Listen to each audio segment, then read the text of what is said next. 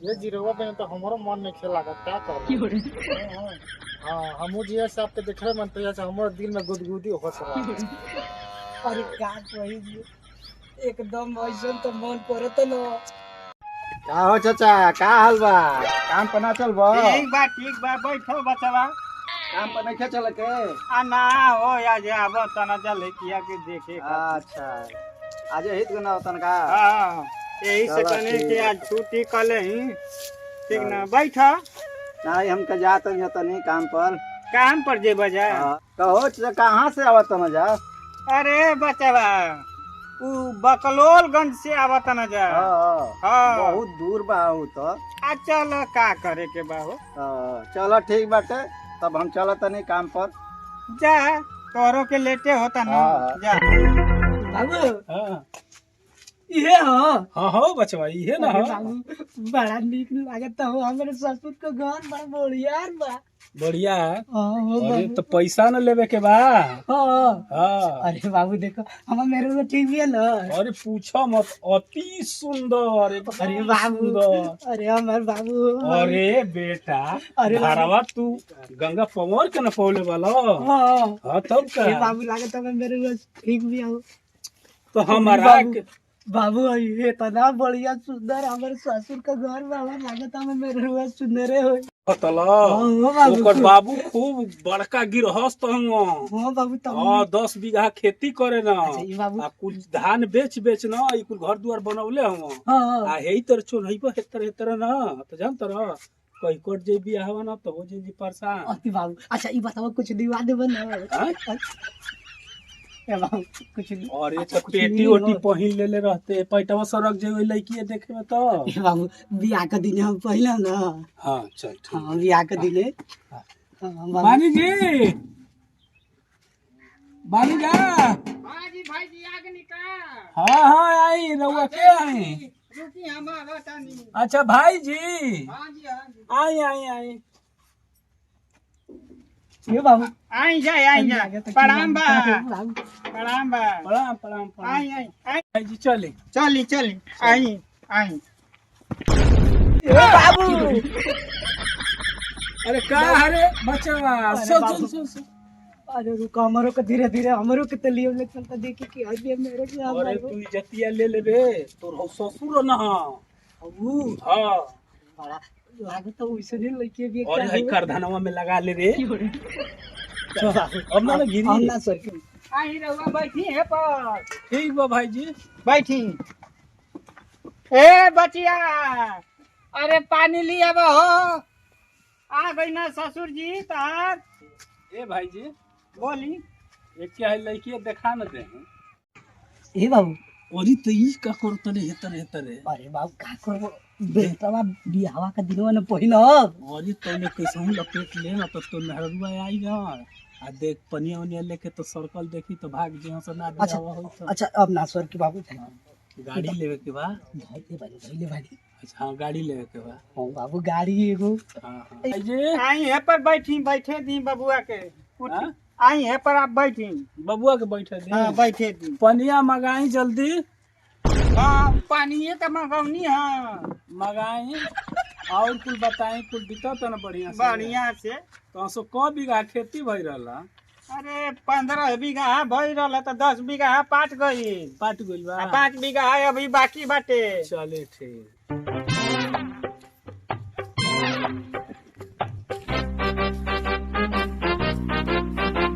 ली बाबू पानी देख ली भाई जी। चलिए ठीक है। आओ बतिया है जी खड़ा हो जा देख ली पसंद वाली ना। एहे रहा नहीं जाता। और पनिया ले ली। अच्छा ठीक है बच्चा।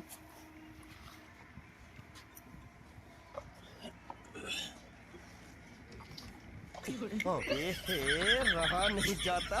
तड़प ही ऐसी है ना। अरे तन कुछ पूछे थे क्या जी तोहर बाबूजी का नाम हो? घर भरन तो लोग कब बहिन हो जा? 9 बहन। 9 बहिन हो जा। अब भाई हो? भाई 6 गो। दान दहेज ना में लिखा रे।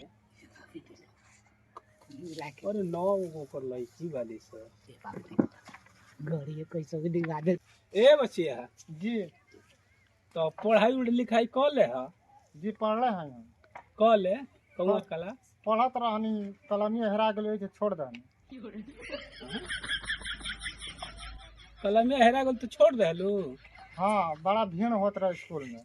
हाँ तो ठीक है।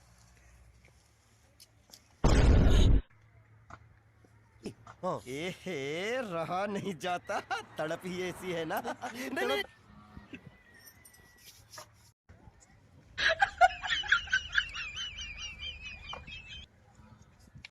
बचिया जी अरे एगो भुला गई नहीं आओ पूछे क्या पूछल चाहता हूँ। तोहर नाम का है बचिया? ना हमार हवे पचरता नहीं। हाँ?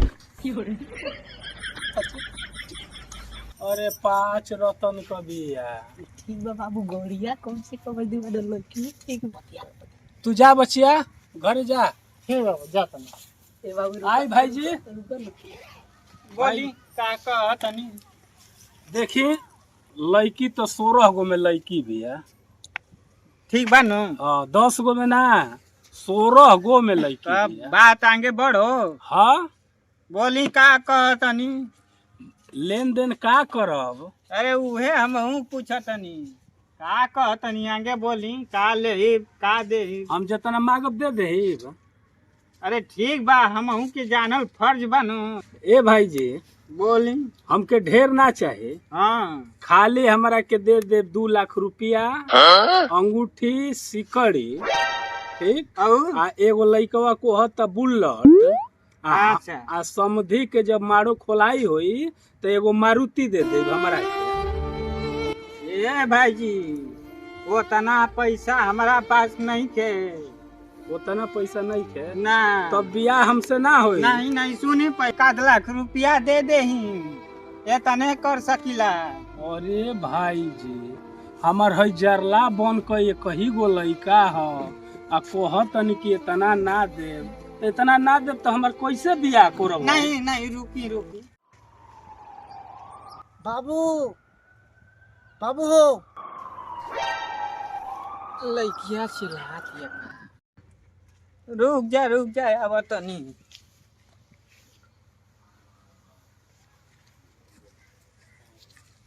का हो बचिया? ए बचिया देखो बहुत दान दहेज मांगतन सर आ उतना रुपया पैसा नहीं खे कि हम दे पाई। एगो बुलेट चाहिए 2 लाख रुपया चाहिए सोना का सिकड़ी चाहिए कहाँ से आई? बाबू कोनो चिंता करे के जरूरत नहीं है। जितना दान दहेज होता कुल तू स्वीकार कर ला। अरे बेटी उतना कहाँ से देहल जाई? तू स्वीकार कर ला हम सब संभाल रहे। तू चिंता तनिको जन कर। चलो ठीक बा। हाँ। तू कह तलू तो हमार चिंता नहीं खे। तोहरा कहला पर तू खुश बालू तो हम खुश बानी। हाँ बाबू हमार जरूरत पड़ी तो हम बेची देव खेत हो। ठीक ना? ठीक बा जा तनी कह दे तनी। ठीक बा बाबू। ठीक बा जा। अब कैसे शादी ब्याह करे के बा कुल हमारा पर बाटे। हमहू पढ़ल लिखल बानी हमारे को उतना जानकारी बाटे कैसे ब्याह होला। अब हम देखतन कैसे हो। भाईजी हाँ भाईजी बैठे चली ठीक बा हमके कुल स्वीकार बा। कुल शिकार बना। हाँ शादी होई। चली ठीक बा तो नंबर दे दे। नंबर ले हाँ घर का नंबर रही तबे ना हमनी के कोनो जरूरत पड़ी तो फोन उनको। भाईजी देखी हमारा पास तो मोबाइल नहीं खे। नंबर बा तो लड़किया के नंबर न बा। अच्छा तब चले के बचवा नंबर नहीं है नंबर मांग ले तो कैसे हो?